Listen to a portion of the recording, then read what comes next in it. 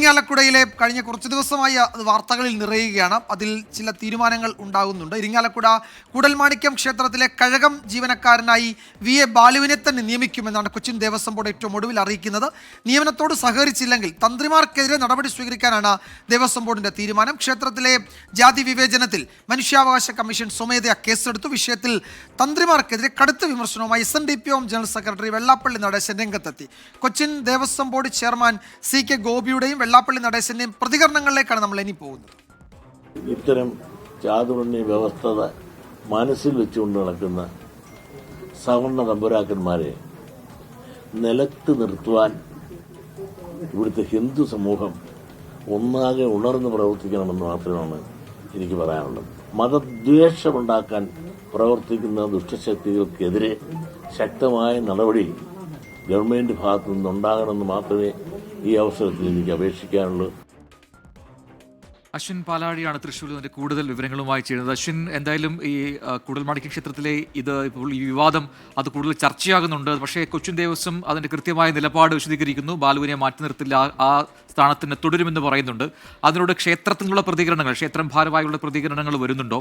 ഒപ്പം തന്നെ മറ്റ് ഇടങ്ങളിൽ നിന്ന് ഇപ്പം SNDP പോലുള്ള സാമുദായിക സംഘടനകളുടെ പ്രതികരണങ്ങളൊക്കെ എങ്ങനെയാണ് ഈ വിഷയത്തിൽ?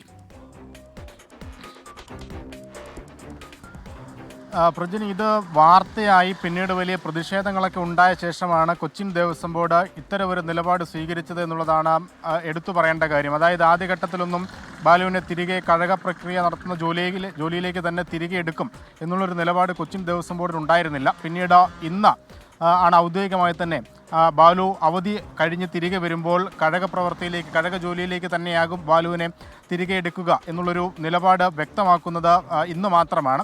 എന്തായാലും വെള്ളാപ്പള്ളി നടേശനടക്കം വിവിധ രംഗങ്ങളിൽ നിന്നുള്ള ആളുകൾ ഈ വിഷയത്തിനെതിരെ ശക്തമായി പ്രതികരിച്ചിരുന്നു. ഇന്നലെ തന്നെ ശിവഗിരി മഠത്തിൻ്റെയൊക്കെ അതിരൂക്ഷ വിമർശനം ഈ വിഷയത്തിൽ ഉണ്ടാവുകയും ചെയ്തതാണ്. നിലവിലിപ്പോൾ ദേവസ്വം ബോർഡിൻ്റെ ഒരു വിശദീകരണമായി അവർ കൂട്ടിച്ചേർക്കുന്ന ഒരു കാര്യം കൂടിയുണ്ട്. ബാലു പുതിയതായി നിയമിക്കപ്പെട്ട ആളാണ്. അങ്ങനെയുള്ള ഒരാളെ 2 മാസക്കാലത്തേക്ക് ഏത് ജോലിയിൽ വേണമെങ്കിലും നിയോഗിക്കാനുള്ള അധികാരം ദേവസ്വം മാനേജിംഗ് കമ്മിറ്റിക്കുണ്ട്. അങ്ങനെ മാത്രമാണ് ഓഫീസ് ജോലിയിലേക്ക് ബാലുവിനെ മാറ്റിയത്. അതിനപ്പുറത്തേക്കൊരു ജാതി വിവേചനം അവിടെ ഉണ്ടായിട്ടില്ല. അഥവാ തന്ത്രിമാരുടെ ഭാഗത്തു നിന്ന് ഏതെങ്കിലും തരത്തിലുള്ള ജാതി വിവേചനം ബാലു അനുഭവപ്പെട്ടിട്ടുണ്ടെങ്കിൽ അത് ബാലു തന്നെ വിശദീകരിക്കട്ടെ. അതിൻ്റെ അടിസ്ഥാനത്തിൽ തന്ത്രിമാർക്കെതിരെ ആവശ്യമെങ്കിൽ നടപടി സ്വീകരിക്കും, നിയമ നടപടി തന്നെ എടുക്കും എന്നുള്ള ഒരു ഉറപ്പ് കൂടി ഇപ്പോൾ ദേവസ്വം ബോർഡിൻ്റെ ഭാഗത്തു നിന്നുണ്ടായിട്ടുണ്ട്. എന്തായാലും പ്രതിഷേധങ്ങൾക്കൊക്കെ ഒടുവിൽ ഒരു അനീതി ഇപ്പോൾ മാറുന്ന ഒരു സ്ഥിതിയിലേക്ക് കാര്യങ്ങൾ എത്തിയിട്ടുമുണ്ട്. പ്രജി.